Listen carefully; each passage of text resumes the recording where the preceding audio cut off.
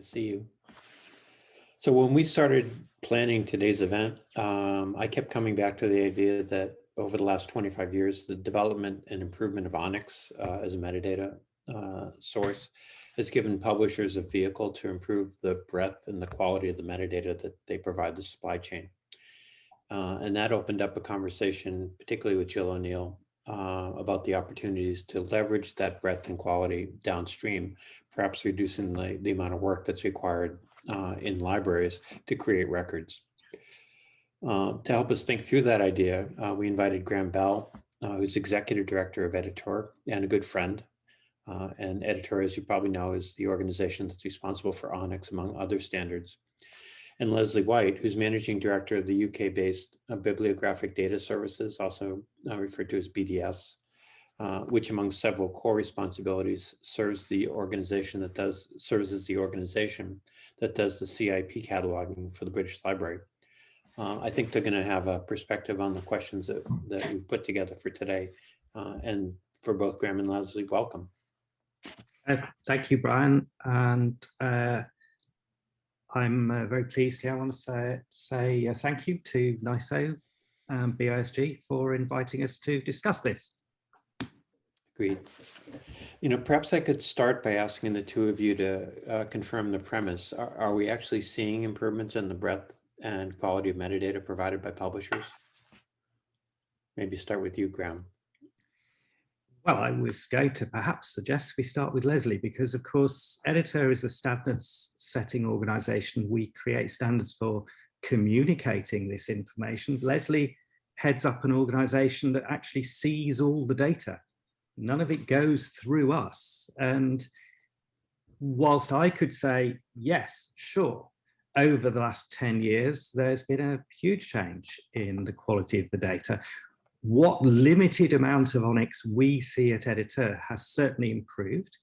The move from old ONIX to new ONIX, from ONIX 2.1 that's been around for nearly 20 years to ONIX 3, the modern version of ONIX, that has occasioned significantly better structured data.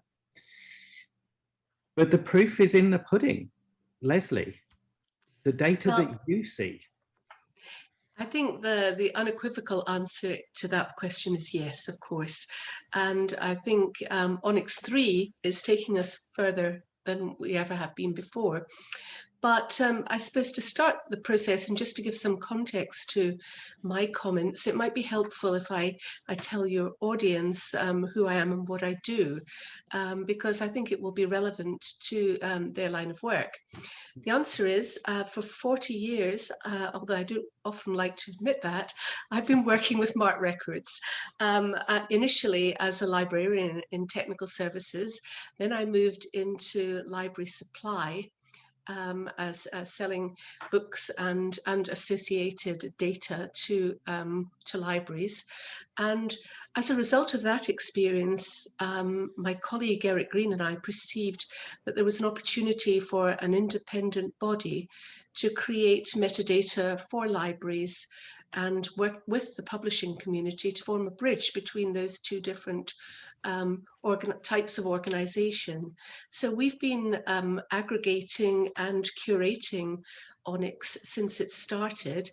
And as far as I'm concerned, it's been a great thing, because previously we, as creators of the original records, starting off with the CIP information, had to key all of this in our own organization.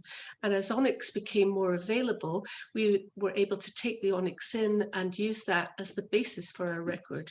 And obviously there's still lots of things that we're doing, adding subject headings, adding classifications, DUI, Library of Congress, doing name authority control, but having that core metadata available, and also summaries from the publishers, an indication of what the publisher perceives the book is about is hugely valuable to us, and has allowed us to increase our productivity from something like 40,000 records 25 years ago. We were doing about 40,000 records a year. Now we're doing more like 200,000. So ONIX has helped greatly in that process. From your perspective, I'm sorry, go ahead. Sorry, Brian, I was going to say the degree to which it's helped has probably changed. It's not merely a matter of volume, Lesley. I'm sure you'd agree that the data that is delivered to you in modern ONIX is probably more useful. It's a better start. As well as being applicable to more books, the actual quality of the data has probably improved. I think that comes out of a growth in understanding at publishers who 15 years ago could definitely dismiss metadata. And I've certainly used the phrase, I think you used the phrase when we were preparing for this talk. It used to be that metadata was something you gave to the intern to sort out. And now I think almost every publisher understands that it's one of the most important keys to sales, particularly as the physical business is more online than it ever was. And the digital products, of course, have always been online. And you can't sell those without good quality metadata. And that same good quality metadata forms the seeds of your library metadata. Completely, Graham. In the last year to 18 months, I've been talking a lot to publishers about how important it is to have good metadata for access to digital content. And this is something that everyone now understands. They didn't used to understand, and therefore we've made huge strides in the understanding of why metadata matters, and the awareness that libraries need MARC records, that they need quality information to create these MARC records has only grown exponentially, really. And are there areas of strength, other things that publishers get right most or all the time at this point? I think we've gone from a situation where publishers were merging author and title in the same field, or everything and every record was entirely uppercase letters. We've moved away from that entirely into something that is much more valuable. And my colleagues, in some respects, that they're a little disappointed they don't have to do so much editing as they used to.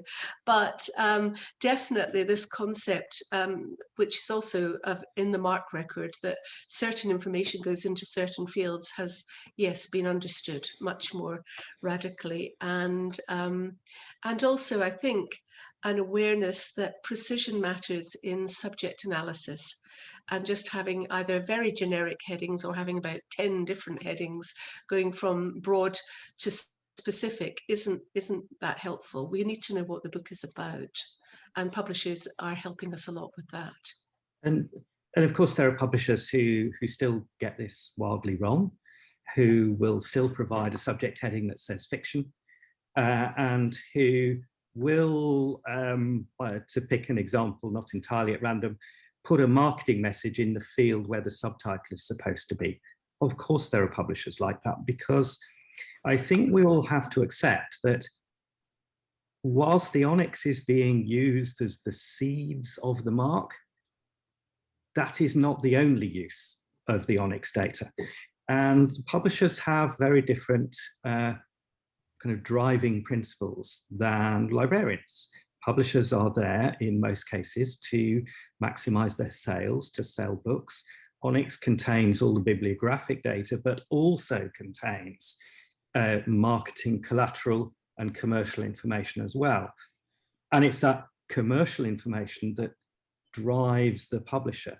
So they're going to put information into the ONIX, and they're going to put that information in its best light for the purposes of sales. If they believe, wrongly probably, that a generic subject heading like fiction will sell more books, then that's what they're going to put in the ONIX. If they can be persuaded, I think correctly, that a more detailed subject heading, or perhaps several more detailed subject headings, will sell more books, then that's what they'll put in the ONIX. And that will be better for librarians too, because they need precision, because they need granularity. I think we must lose sight of that different commercial aim. Yes, no, I completely agree with you, Graham. What I would say to librarians is, I would discourage you from thinking, well, we'll set up direct feeds for ONIX data from publishers. Clearly, I would say this, but I think using an aggregator is the best way forward, because we can intercept these cases where the marketing information is going in the subtitle and give you a MARC record that is more meaningful than you might otherwise receive. So we're doing the editing and the curating of the data for libraries. The other thing is MARC is very precise. You always have the same information in the same fields. With ONIX, there are options for the very good reason that Graham has highlighted, that that the ONIX data is not solely to create a MARC record, it's there for other reasons. And for that, because of that, we take in many hundreds of publisher ONIX fields, and we harmonize what we're receiving. So if we know that a certain publisher puts a certain piece of information in a field, and in MARC it would translate to a specific field or subfield, then that's something that we do with our import programs to try and eliminate some of these anomalies that otherwise you will find if you just import straight what you get. Yeah, and you shouldn't overstate the anomalies. We all know they're there, but in general, publishers are mostly trying to do their best to put the right data in the right places. It's just occasionally there are overriding commercial requirements that they believe are there that causes them to do what perhaps a librarian would view as the wrong thing. Yeah, well, I suppose my colleagues in technical services would appreciate that the creation of metadata is a specialist job.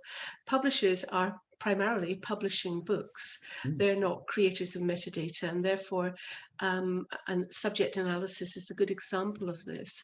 We are trained as students to learn how to analyze a subject. A publisher doesn't necessarily have people with those skills on their staff, albeit increasingly in the last few years I have noticed more and more publishers are employing librarians precisely for that reason.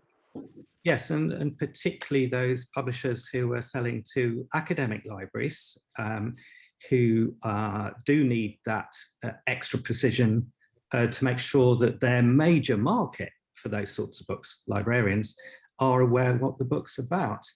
I think it's fair to say that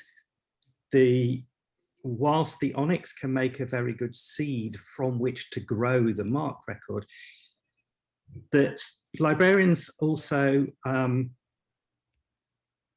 put this another way.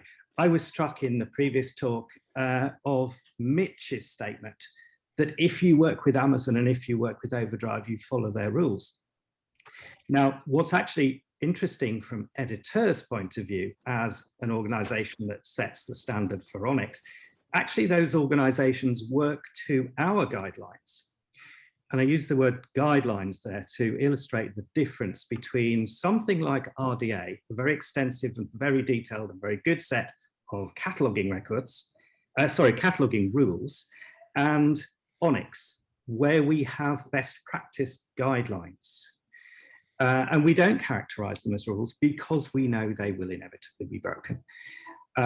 We characterize them as guidelines to emphasize their flexibility and to highlight to people who receive the ONIX data that there will be differences in the way that you receive your ONIX from publisher A and publisher B, because publisher A and publisher B are driven by different commercial imperatives.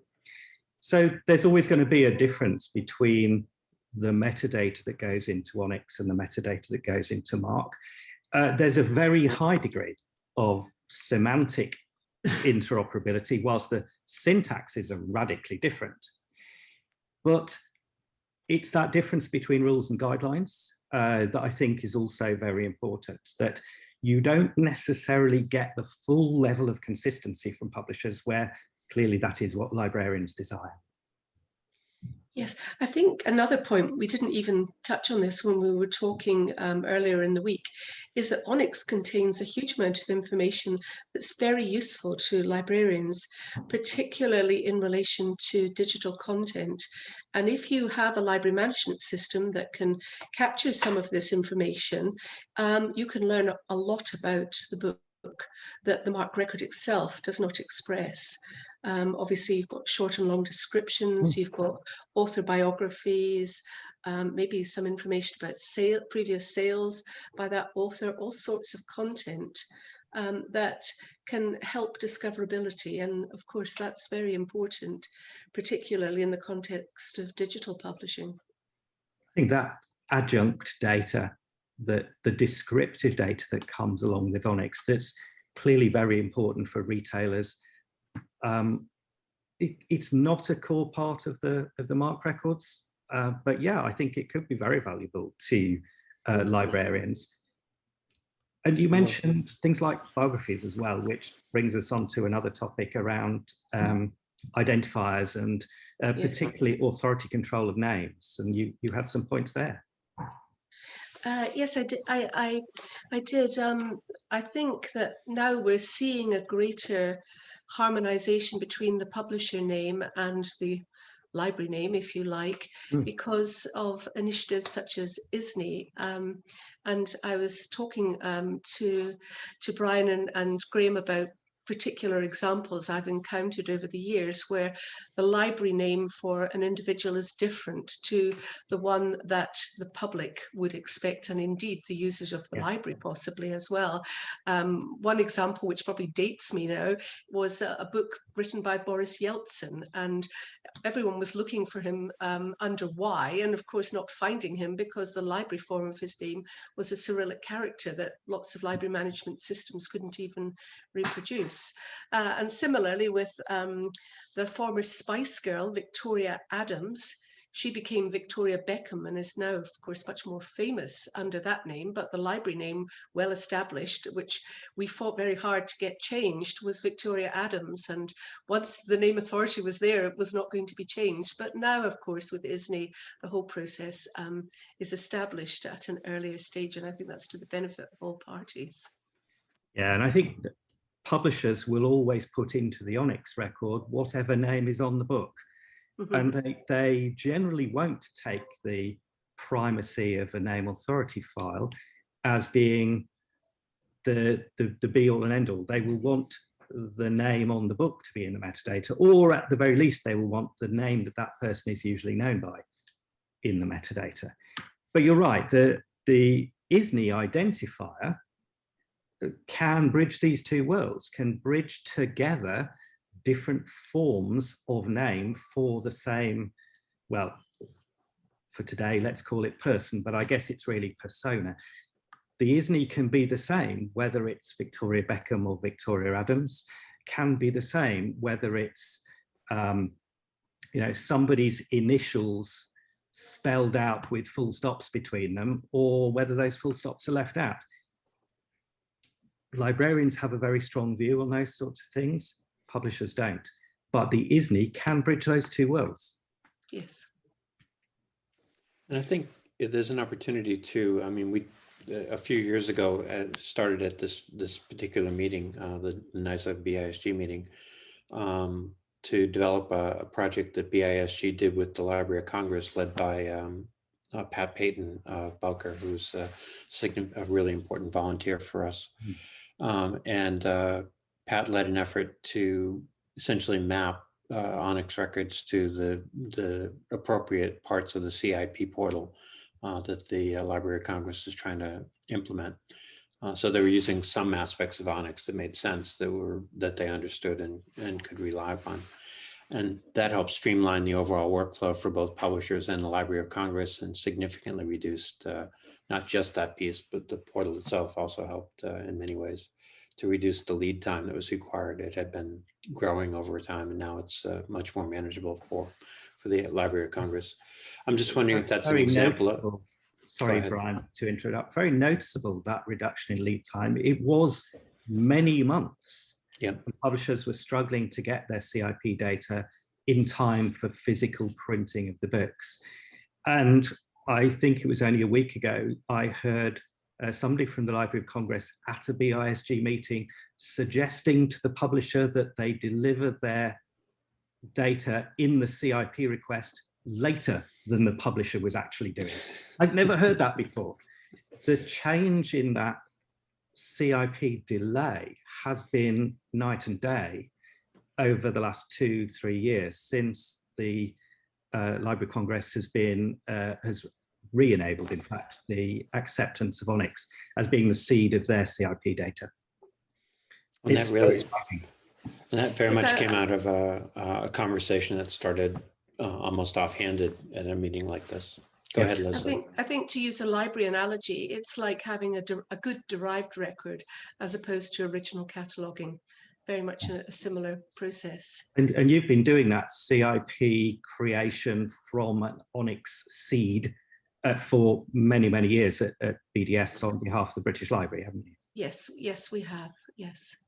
That's not to say there's not still a lot of work to do, particularly on the subject front, but not having to rekey all of this information reduces the time tremendously. Yeah. And in fact, it was the same meeting, a BISG meeting last week, where the Library of Congress was asking publishers whether or not they could include ISNIs as an extra part of the CIP request. That the data supplied either in ONIX or via a web form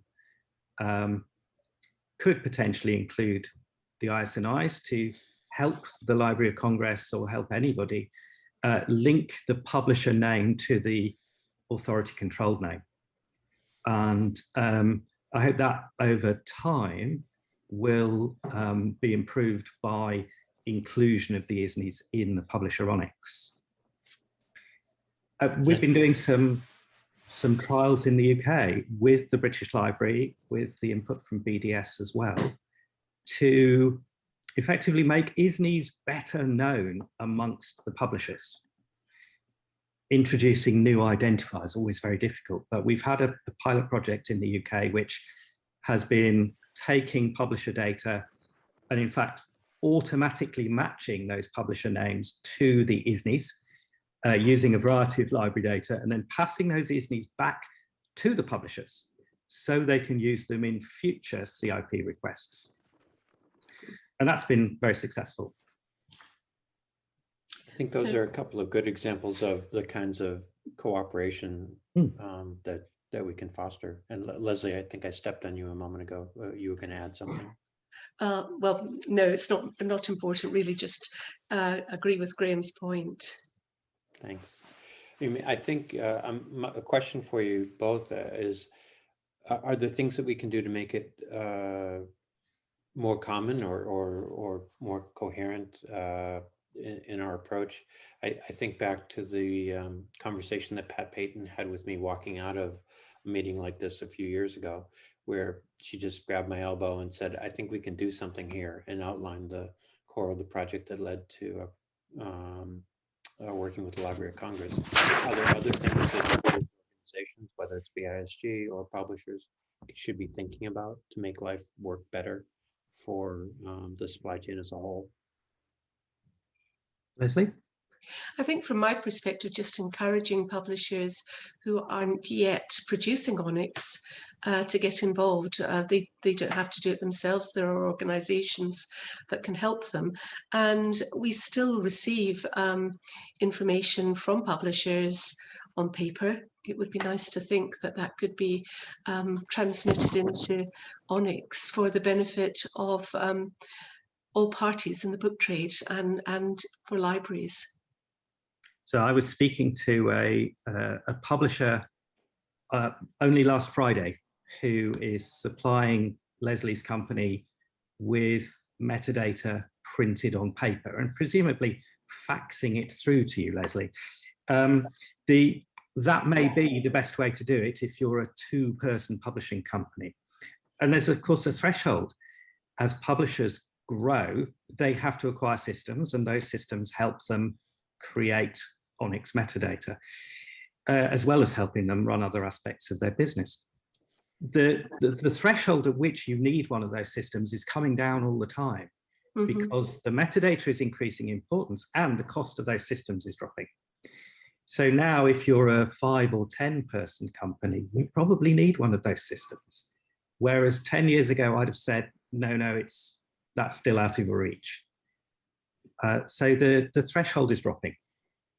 I think also there are more people doing this mapping from Onyx into Mark or even into BibFrame.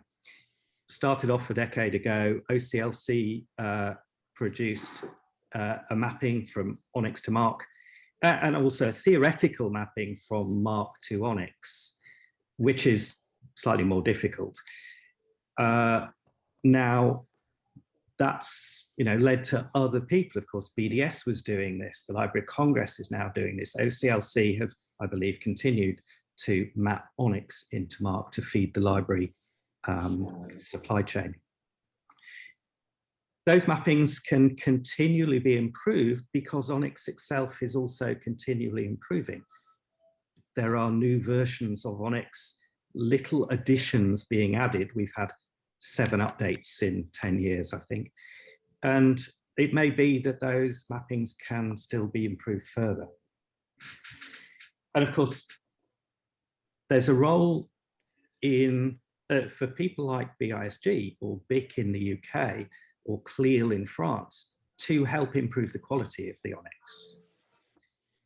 BDS takes part in a BIC working group that encourages better use of Onyx, the UK Onyx group. And we have these user groups in the US as well.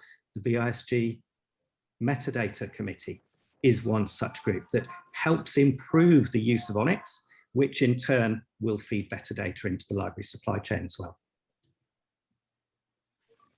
And I think, Graham, that's something that's not necessarily immediately evident is that there is a structure of national groups that provide input to editor in a variety of areas, including the development and improvement of Onyx, as well as the implementation on a country-by-country basis, that I think is a source of strength for the implementation of the standard. I hope so. The various national user groups for Onyx and for our other standards like THEMA, our subject category scheme, really strengthen the standards themselves because there's a two-way communication. It's new use cases, new requirements bubbling up from the market, come to editor. We can do something about those requirements in the standard at the next available revision. But also best practice is communicated through these user groups as well. And much of it may well go in the other direction, from editor, from the user groups to publishers. I think there's a very virtuous two-way street there. I think too, and this comes out of the conversation we had to get ready for today. Lesley had used some examples of opportunities to improve in ways that would make better use of Onyx right now. One of the examples you used, Lesley, was the importance of including all the contributor names and their roles. Yes, definitely. That's most helpful if we have as much information as possible. And obviously, again, I commented the other day that when I was a student, I just used to wander about the library in the hopes that I would find something suitable to use in my work. In a digital environment, you can't do that. So the more information that you have, the better the potential for resource discovery for the user of the content. You're also seeing some growing interest in chapter level metadata. Is that the case? Yes, definitely. Yes. Yeah, and that's probably not as well supported by publishers at this point. I don't know that Onyx is completely adapted for that particular purpose. I think completely adapted, it depends what your requirements are, but in terms of the level of detail of chapter level metadata that you can embed in Onyx is very high. So you can obviously have chapter titles and chapter contributors, but you can also have, an abstract for this chapter. You can have other marketing material for this chapter if you want. You can have subject category schemes just for this chapter. You can have, to support the audio market, this chapter starts at 7 hours, 23 minutes and 10 seconds from the beginning of the book, or this starts on page 223. In terms of the level of data that can be delivered in Onyx, very high. I see only a few publishers taking advantage of this so far. But of course, there's a constant improvement here. I just want to go ahead. Another key piece of information is, of course, to include all of the ISBNs or the identifiers associated with the work, because again, that aids resource discovery, also aids cataloging at the library, making sure that there's consistency between different manifestations of the same work. So knowing what other versions are available, what the previous edition was, linking to the next edition, all of these things are very helpful. Yeah, those related ISBNs are something that intermediaries and retailers are quite often I want to asking us for. stress here, you're absolutely right. It's about, I think, related products is the tag in Onyx. But what I want to stress is that those requirements that Lesley has laid out there, they're exactly the same requirements as wholesalers and retailers have. We hear exactly this same issue coming up from wholesalers and retailers. Publishers don't include enough information about related products. Links to the previous edition, the next edition, the hardback, the paperback, the ebook. The more you can link these things together, for a retailer, this is a customer service issue, just as much as it is a discovery issue in libraries. It's the same requirement. And so the data that goes in the Onyx can also fulfill that requirement in MARC. I wanted to ask you one closing question, but before I do, just to put it out for folks who are listening today, Caroline Sakuchi is actually on today's program and listening, and she's the person responsible for the SIP portal and the project. She adds that the Library of Congress was using Onyx in the SIP workflow going back to about 2010, but the work was enhanced with the new platform and with the work that we were doing with BISG. So just as a clarification, I kind of was loose. That's why I corrected myself to re-implemented Onyx rather than just implemented, because the recent work was not the beginnings of it, but it grew significantly. Yeah, and just for folks who are interested, the Library of Congress is celebrating the 50th anniversary of SIP next Monday in a program. I think it's at 11 o'clock on Monday morning Eastern time. So if you want to get to the end of the day in the UK and join the Library of Congress with a glass of wine, that's allowed. That makes me feel old, Brian, because I remember when it was the 25th anniversary. So.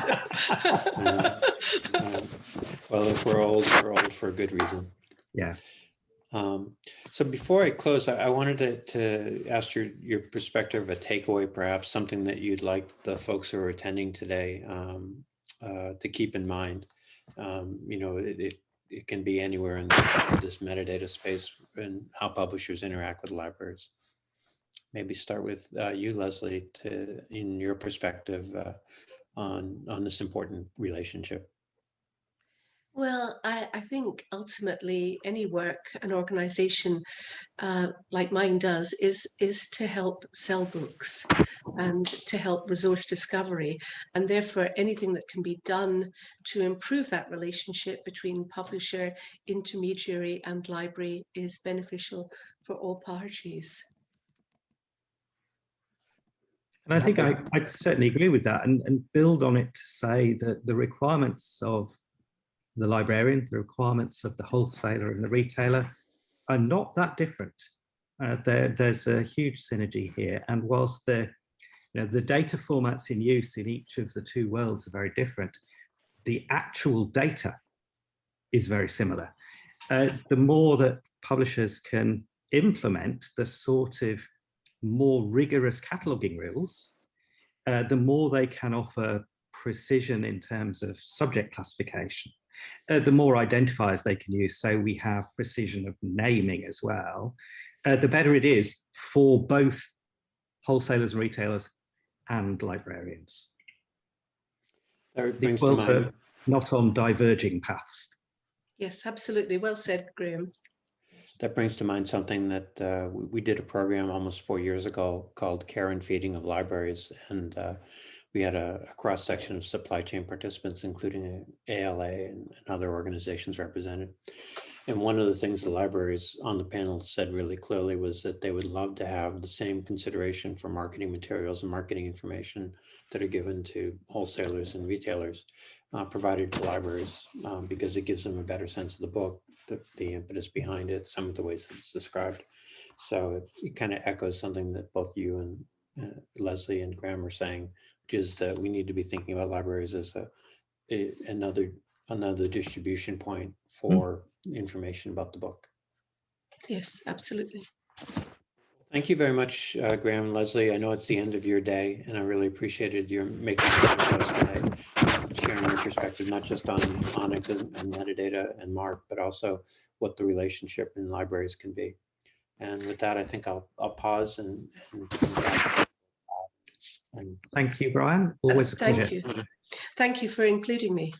My pleasure. All right.